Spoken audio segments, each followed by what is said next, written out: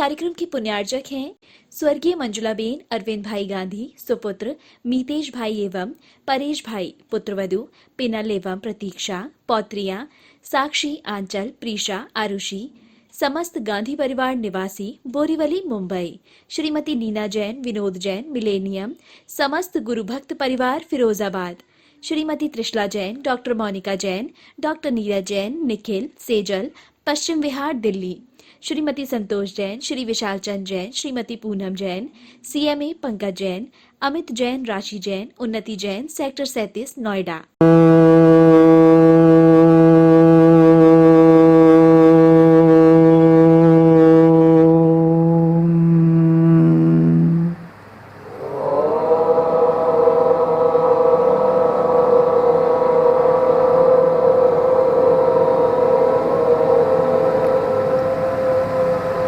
प्रध्वस्तधातिकर्माणः केवलज्ञानभास्करः कुर्वन्तो जगतां शान्तिः वृषवाद्या जिनेश्वरः श्रीमत्परमगम्भीरस् स्याद्वादमोगलांक्षणं जीयात्रैलोक्यनाथस्य शासनम जिन शासनम।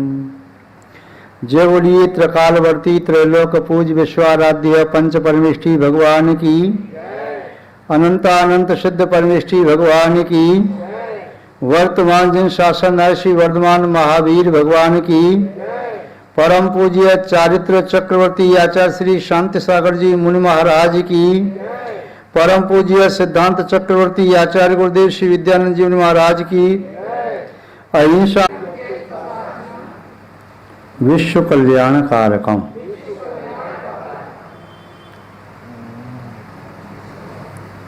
तीनों लोकों में एकमात्र जैन दर्शन ऐसा दर्शन है जिसकी छत्र छाया में आने वाला प्रत्येक भव्य जीव अपनी आत्मा को परमात्मा बनाने में समर्थ होता है। हम और आप सभी अंतःकरण से भावना भाते हैं, यह जिन शासन सुचिर काल तक जयवंत और जीवंत रहे। धर्म स्नेही सत श्रद्धालु वहाँ पर उपस्थित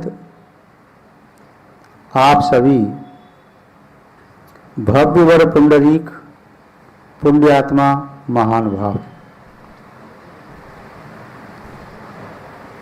प्रत्येक संसारी प्राणी अपनी आत्मा का हित करना चाहता है और आत्मा के हित के संबंध में कल सुना था, सच्चे सुख को प्राप्त करना ही आत्मा का हित है। समग्र सम्यक अनंत ज्ञान को प्राप्त करना ही आत्मा का हित है। समग्र दर्शन को प्राप्त करना आत्मा का हित है। अनंत शक्ति को प्राप्त करना आत्मा का हित है। सुख को जहां प्राप्त किया जाता है वहां उसके साथ अनिवार्य रूप से अनंत ज्ञान, दर्शन और शक्ति भी प्राप्त होती है। अनंत चतुष्टय एक साथ आत्मा में प्रकट होता है। मोहनी कर्म का क्षय होते ही वह योगीराज 10वें से 12वें स्थान में पहुंच जाते हैं और 12वें स्थान में अंतर्मूर्त में शेष 3 घातीय कर्मों का नाश कर देते हैं, ज्ञानावरणी, दर्शनावरणी और अंतराय। अंतर्मुहूर्त के अनंतर ही वो स्थान 13वां हो जाता है और वे केवली भगवान अनंत चतुष्टय के धारक होते हैं। महान भाव, किंतु हित के मार्ग की प्राप्ति अहित का परिहार किए बिना हो नहीं सकती। बुराई को छोड़े बिना जीवन में अच्छाई की स्थिति संभव नहीं है। अंधकार का परित्याग किए बिना प्रकाश संभव नहीं है। दुख का परित्याग किए बिना जीवन में सुख की स्थिति नहीं। मिथ्यात्व को छोड़े बिना सम्यक मिलता नहीं, अज्ञान का परित्याग किए बिना सम्यक ज्ञान की प्राप्ति नहीं होती। महानुभाव, इसलिए जीवन में यदि शुभ प्राप्त करना है तो अशुभ को छोड़ना पड़ेगा। हर वस्तु को प्राप्त करने के लिए कुछ मूल्य चुकाना पड़ता है। यदि किसी को सिद्ध बनना है तो संसार की समग्र अवस्थाओं का त्याग अनिवार्य है। चाहे भी अवस्थाएं पाप के उदय से प्राप्त हो रही हैं, चाहे भी अवस्थाएं पुण्य के उदय से प्राप्त हो रही हैं। पुण्य और पाप के फल का लोभ त्याग करके और पुण्य और पाप कर्मों को नष्ट करके ही सिद्धत्व की अवस्था प्राप्त हो सकती है। आचार्य भगवान कुंद स्वामी जी ने रैन सार ग्रंथ में एक बहुत अच्छी गाथा लिखी है। उन्होंने संक्षेप में उपदेश दिया व्यक्ति के कल्याण के लिए। उनके शब्दों में देखते हैं, असुहादो निर्याओ स्वभावादो सत स्वमाओ दोष भावम जानी जमते रुचैतम कुड़हो। असुहादो यानी अशुभ से, निर्यादो नरक आदि अशुभ आयु का बंध होता है। स्वभावादो शुभ भावों से, सग्ग स्वमायु स्वर्ग आदि की शुभ आयु का बंध होता है। दो शुभ भावम जानी, दुर्भाव और शुभ भाव दोनों को जान करके जमते रुचई तम करो, जो आपको रुचकर लगे वह करो। आचार्य महोदय ने बिना किसी राग के, बिना किसी द्वेष के, निष्पक्ष और वैराग्य भाव के साथ उपदेश दिया।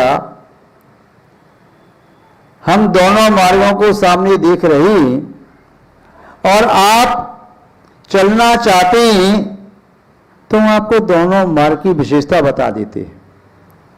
एक मार्ग है दुख से भरा हुआ, जिसमें पग पग पर दुख, आपत्ति, विपत्ति, संकट, दुरावस्था।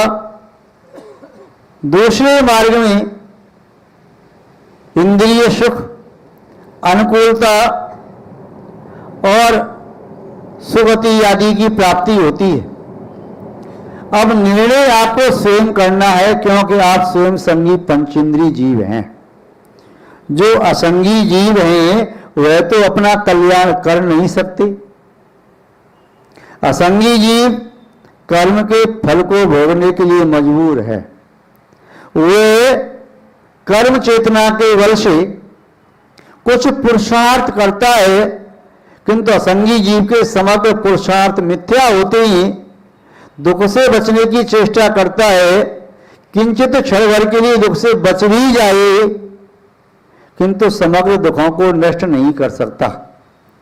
किंचित इंद्रिय सुख प्राप्त कर ही ले, किंतु शाश्वत सुख को प्राप्त नहीं कर सकता।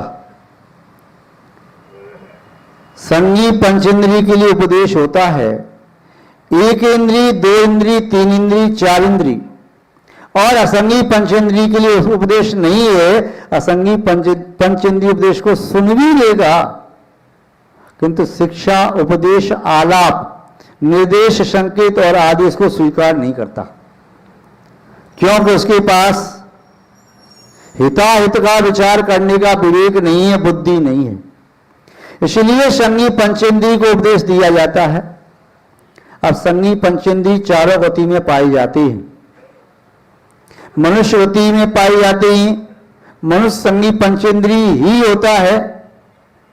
देव संगी पंचेंद्रिय ही होते हैं और नारकी भी संगी पंचेंद्रिय ही होते हैं। त्रियंच एक इंद्रिय से लेकर के संगी पंचेंद्रिय तो उनका वर्गीकरण है। अलग अलग कर्म के उदय से अलग अलग अवस्था प्राप्त करती है, किंतु उपदेश संगी पंचेंद्रिय के लिए है। तो क्या ये उपदेश चारों गति के जीवों के लिए है? नारकी जीव भगवान का दिव्य उपदेश सुन नहीं सकते, नरक के बाहर आ नहीं सकते। कोई कदाचित देव संबोधन दे दे अथवा तीव्र वेदना को भोग करके या जाति स्मरण से सम्यक्त आदि केवल प्राप्त कर सकते हैं, इसके आगे नहीं बढ़ सकते। इसलिए नारकियों को संयम का उपदेश व्यर्थ, उनके जीवन में उस उपदेश की कोई महत्ता नहीं। देवों के जीव के लिए उपदेश दिया जाए, वे भी देव रिद्धि देख करके, जिनबिंब दर्शन करके, जाति स्मरण आदि से वह समोषण में आकर के भगवान का उपदेश सुन करके सम्यक्त आदि को प्राप्त कर सकते हैं, किंतु उससे आगे वे भी नहीं बढ़ सकते। इसलिए वे भगवान की भक्ति आदि करके 700 पुण्य का बंद कर लेते हैं और अगले भव में मनुष्य बन के मोक्ष प्राप्त कर सकते हैं। किंतु नारकी प्रभु परमात्मा की पूजा भक्ति नहीं कर सकता।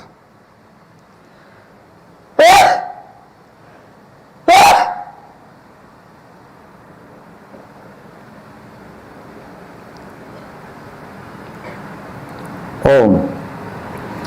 यदि आप इस बात को वैसे भी समझे, जो व्यक्ति भगवान की पूजा भक्ति नहीं कर सकता, भगवान के दर्शन नहीं कर सकता, उसका जीवन नारकी तुल्य कह दिया जाए तो कोई अत्युक्ति नहीं होगी। क्योंकि नारकी जीव को वहां नरक में भगवान के दर्शन नहीं मिलते। नरक में कोई अकृत्रिम चैत्यालय नहीं है। जो प्रथम भूमि है खर भाग पंख भाग, जहां पर वनवासी देवों के भवनपुर आवास बने, वहां पर चैत्यालय विद्यमान है। भवनवासी देव वहां दर्शन पूजन भक्ति कर सकते हैं, किंतु नारकी जीव नरक में भगवान की पूजा भक्ति स्तुति नहीं कर सकता। जो भगवान की पूजा भक्ति करने में मन लगा रहा है, ये तो बात तय है, वह नारकी व्रत जीवन नहीं जी सकता। जो भगवान की पूजा भक्ति करने में विशुद्धि बढ़ा रहा है, वह नरक आयु का बंध नहीं कर सकता। क्योंकि जो नरक आयु का बंध करने वाला है, भगवान की पूजा भक्ति वह नहीं कर सकता। वह भगवान की पूजा भक्ति नहीं करेगा, अन्य अनर्थकारी कार्य करेगा, जिन कार्यों के करने से कृष्ण लेशा, नील लेशा, कापोत लेशा उत्कर्ष को प्राप्त हों। किंतु जिन कार्य के करने से पीत पद्म शुक्ल लेशा बनती है, चाहे वह मिथ्या दृष्टि ही क्यों न हो, किंतु नरक आयु का बंध नहीं कर सकता। शुभ लेशा वाला जीव नरक आयु का बंध कभी नहीं करेगा। महानुभाव, नरक में भी 3 अशुभ लेशा होती हैं और स्वर्ग में 3 शुभ लेशा होती है। अपर्याप्त अवस्था में कापोत लेशा या द्रव्य लेशा के विषय से मनुष्य अत्यंत गति में 6 लेशा संभव है। तो जो व्यक्ति भगवान की पूजा भक्ति करता है, पुण्य कार्य में संलग्न है, वह अशुभ आयु का बंध नहीं कर सकता। आचार्य कुंदकुंज स्वामी ने कहा, असुहादो निर्यादो, अशुभ परिणाम करने से नरक आयु का, नरक गति का, तिर्यंच गति का और भी एक इंद्रिय दो इंद्रिय आदि अवस्थाओं का, लगभग उन सब प्रकृतियों का बंध होता है। किंतु जो व्यक्ति पुण्य के कार्य में संलग्न है, वह व्यक्ति इन पाप प्रकृतियों का बंध नहीं करता। चाहे नीच गोत्र है, चाहे अशुभ नाम कर्म है, चाहे असाता वेदनी है, चाहे ज्ञानावर्णी कर्म की 5 प्रकृति है, दर्शनावर्णी कर्म की 9 प्रकृति है, अंतराल कर्म की 5 प्रकृति है, मोहनी कर्म की 28 प्रकृति, सब पाप प्रकृति है। घातिया कर्म एकांततः पाप प्रकृति है, कोई भी पुण्य प्रकृति नहीं। वेदनीय में असाता वेदनी पाप प्रकृति है, गोत्र में नीच गोत्र पाप प्रकृति है, आयु में नरक आयु पाप प्रकृति है। शेष नाम कर्म की प्रकृतियां कुछ पुण्य रूप भी हैं, कुछ पाप रूप भी हैं। महानुभाव, यदि व्यक्ति अपने मन को पुण्य में नहीं लगाता है, तो उसके जीवन में निरंतर पाप का आशय होता रहता है। मिथ्या दृष्टि भी पुण्य का आशय करता है। मिथ्या दृष्टि के जीवन में शुभ योग होता है, शुभ उपयोग नहीं होता। सम्यक दृष्टि प्राणी के जीवन में शुभ उपयोग होता है और योग भी शुभ और अशुभ दोनों प्रकार के हो सकते हैं।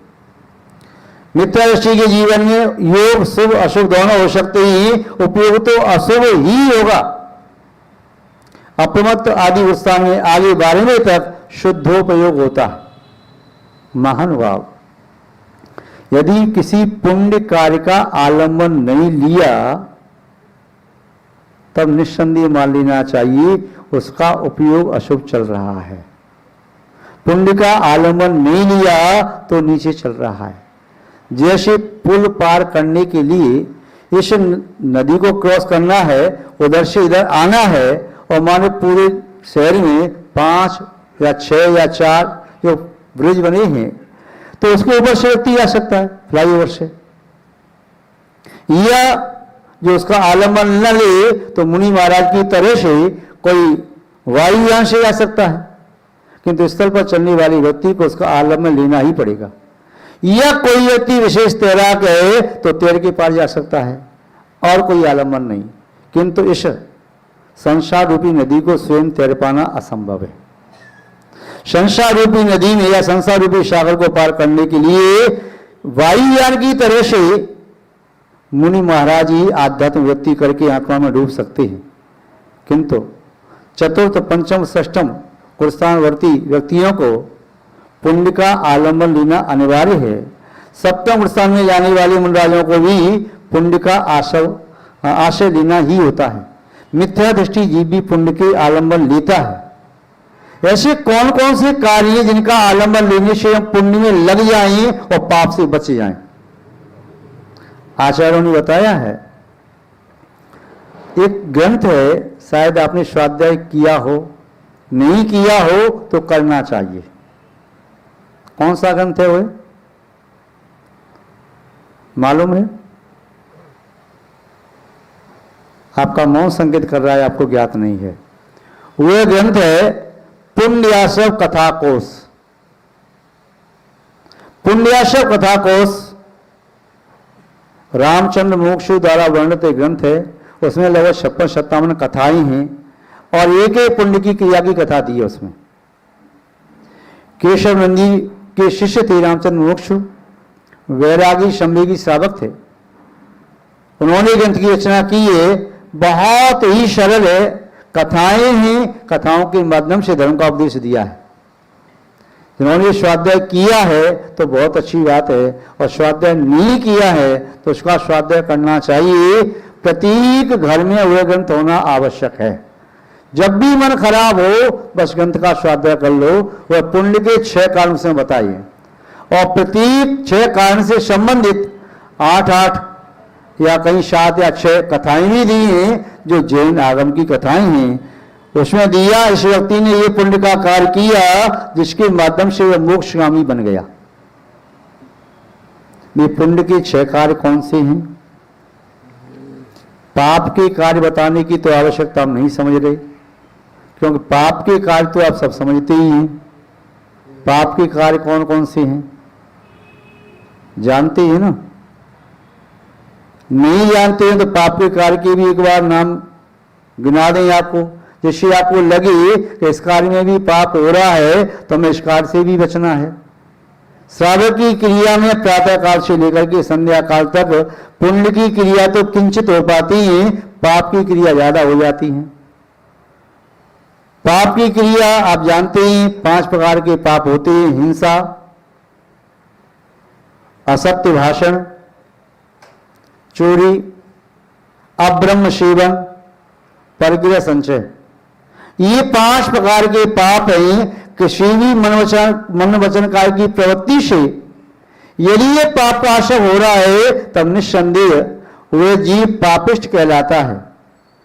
पाप का जिसका उदय चल रहा है वही जीव केवल पापी नहीं कहा जाता है। जिसका पाप का उदय चल रहा है उसे तो दुनिया पापी कहती है, किंतु जैन आगम पापी उसे कहता है जो पाप का बंध कर रहा है। जो पाप को बांध रहा है वह पापी है। व्यक्ति पाप के उदय में पुण्य का बंध कर सकता है, किंतु पाप का उदय चलता रहे, बंध पुण्य का चल रहा है तो पुण्य आत्मा है। महान भाव, वे पुण्य आश्रव के कारण कौन कौन से हैं उसे देख लेते हैं। कहीं हमारी गिनती पापी पापात्मा में तो नहीं आ रही, क्योंकि जिस आत्मा में धर्म होता है वह आत्मा धर्मात्मा कहलाती है, जिस आत्मा में पुण्य होता है वह आत्मा पुण्यात्मा कहलाती है। जिसमें धर्म का संचय कर रही है आत्मा तो धर्मात्मा, पुण्य का संचय कर रही है तो पुण्यात्मा, पाप का संचय कर रही है तो पापात्मा। जिसकी आत्मा आत्मा के बाहर भ्रमण कर रही है यानी उपयोग बाहर लगा हुआ है तो बहिरात्मा। जिसकी आत्मा ने आत्मा और शरीर के भेद को जान लिया वह अंतरात्मा। जिसकी आत्मा शुद्ध हो गई है वह परमात्मा, और जिसकी आत्मा सिद्ध हो गई है सिद्धात्मा या शुद्धात्मा। तो इस प्रकार आत्मा में जो जिसमें वर्तन चल रहा है वही उस आत्मा का नाम मानना चाहिए। तो पाप प्रातः काल से जैसे आप जगे, नेत्र खोलने के पहले यदि आपने सबसे पहले पंच परमेष्ठी का स्मरण किया, पंच परमेष्ठियों को हाथ जोड़ करके नमस्ते बोलते हुए नमस्कार किया, 24 तीर्थंकरों के नाम लेते हुए नमस्कार किया, 24 तीर्थंकर की जयकार लगाई, आपने सामायिक आदि की, तो पुण्य की क्रिया हो गई। नहीं तो बिस्तर से उठते ही आप बाथरूम गई, टॉयलेट आप या फ्रेश होने के लिए गए, तो वहां पर भी आपके माध्यम से पाप हुआ। अनछनी पानी का प्रयोग किया, मल विसर्जित किया, वहां पर पानी भरा था, वहां पर भी जीवों का घात हुआ। स्नान आदि किया, आपने साबुन सोडा सर्फ आदि का प्रयोग किया, पानी बह करके नाली में गया, उसमें भी आपने उन असंख्यात जीवों को घात पहुंचाया, कष्ट पहुंचाया। वे क्षारीय पानी से वे छोटे छोटे जीव जो केंचुआ जैसे जीव उसमें तड़प तड़प करके वैसी मृत्यु को प्राप्त हो गए जैसे किसी मनुष्य को तेजा में डाल दिया जाए तो तड़प तड़प के मर जाता है, वैसे क्षारीय पदार्थ से ये छोटे जीव मर जाते हैं। उससे भी गृहस्थ को पाप का आश्रय हुआ। यदि वह मंदिर गया तो पुण्य का आश्रय किया, और यदि मंदिर गया वाहन से गया, वाहन से कोई जीव को चल गया तो पाप का आश्रय हुआ। यदि वे मंदिर में जाकर के भी भगवान की अभिनय हुई, आसाधना आदि हुई, वहां पर अनावश्यक चर्चा करने लगे, भगवान की तरफ पीठ करके खड़े हो गए, या अहंकार का पोषण करते हुए अपनी बात वहां कर रही हैं, देव शास्त्र गुरु की विनय न करके अपने घर की चर्चा ही कर रही हैं, तो मंदिर में भी पाप का आश्रय हो गया। या वहां जाकर के कलह करने लगे, या वहां जाकर के क्रोध करने लगे, या वहां जाकर के भी मायाचारी के परिणाम है, या मंदिर में भी लोभ की प्रवृत्ति जग रही है, तो वहां पर भी पाप का आश्रय हो रहा है। यदि उपयोग आपका शुभ में लगा हुआ है तो माना जा सकता है कि आप पुण्य का आश्रय कर रहे हैं। मानव आप पुण्य आपने भोजन किया, यदि भोजन आपने बनाया उसमें भी आरंभ में जीव हिंसा तो संभव है ही। आपने अग्नि आदि जलाई, जल आदि का प्रयोग किया, घर में झाड़ू आदि लगाया, वस्त्र आदि दोनों में, इन सब में हिंसा रही। भोजन आपने यदि अभक्ष ग्रहण कर लिया तो और ज्यादा हिंसा हो गई। यदि भक्ष शुद्ध प्राशुक मर्यादित ग्रहण किया है तो आप हिंसा से बच गए। और यदि आपने बाजार से मंगवाया, होटल से मंगवाया, हो सकता है बासा भोजन आया हो, या सड़ा हुआ जो पदार्थ मैदा आदि जो गला करके सड़ा करके आपने टेस्टी बना दी, या मसाले आदि डाल करके आप ग्रहण कर रही हैं, उसमें कितने जीवों का घात हो रहा आपको ज्ञात नहीं है, प्रत्यक्ष में दिख नहीं रही, तो उससे भी आपको पाप ही लग रहा है, हिंसा का पाप लग रहा है, पाप का आश्रय हो रहा है। उसके बाद व्यापार करने के लिए गई, आपने झूठ बोला, आपने चोरी करने का भाव रखा, तो भी आपको पाप का आश्रय। यदि पंचेंद्रिय के विषयों का सेवन कर रहे, आंखों से विषयों का सेवन कर रहे, कर्णेंद्रिय के शब्दों से या अन्य प्रकार से भोजन आदि में भी स्वाद ले लेकर के आप आनंद के साथ शरीर पोषण के लिए कर रहे, तभी पाप का आश्रय हो रहा। संध्या काल में लौट करके आई और अपने दिन भर में काम किए तो पुण्य के कार्य कम कर पाए, पाप के काम ज्यादा हो गए।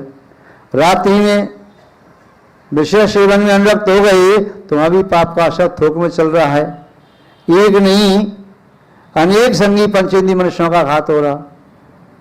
तो पाप का आश्रय आपका चलता रहा। अब आप किसी भी प्रकार से देखें तो आप ये मानेंगे कि जीवन में पाप का आश्रय कम हो रहा, पुण्य का आश्रय, पाप का आश्रय ज्यादा हो रहा, पुण्य का आश्रय कम हो रहा।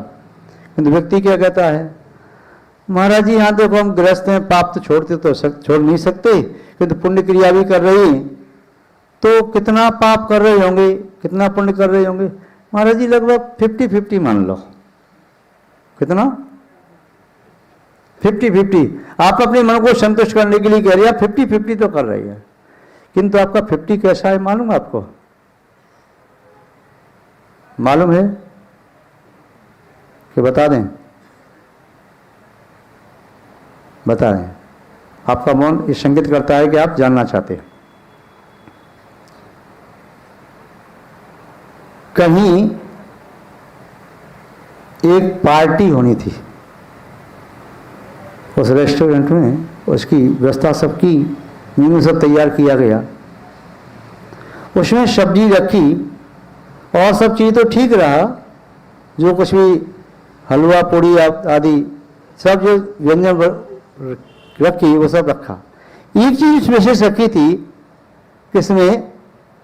अंगूर और कद्दू की सब्जी बननी है। किसकी सब्जी?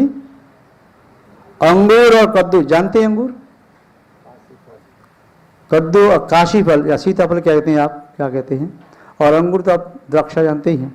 इस कार्यक्रम के पुण्यार्जक थे स्वर्गीय मंजुलाबेन अरविंद भाई गांधी, सुपुत्र मीतेश भाई एवं परेश भाई, पुत्रवधु पिनल एवं प्रतीक्षा, पौत्रियां साक्षी, आंचल, प्रीशा, आरुषि, समस्त गांधी परिवार निवासी बोरीवली, मुंबई, श्रीमती नीना जैन, विनोद जैन, मिलेनियम, समस्त गुरुभक्त परिवार Firozabad, Shrimati Trishala Jain, doctor Monika Jain, doctor Neeraj Jain, Nikhil, Sejal, Paschim Vihar, Delhi, Shrimati Santosh Jain, Shri Vishal Chand Jain, Shrimati Poonam Jain, CMA Pankaj Jain, Amit Jain, राशि जैन, उन्नति जैन, सेक्टर 37, नोएडा।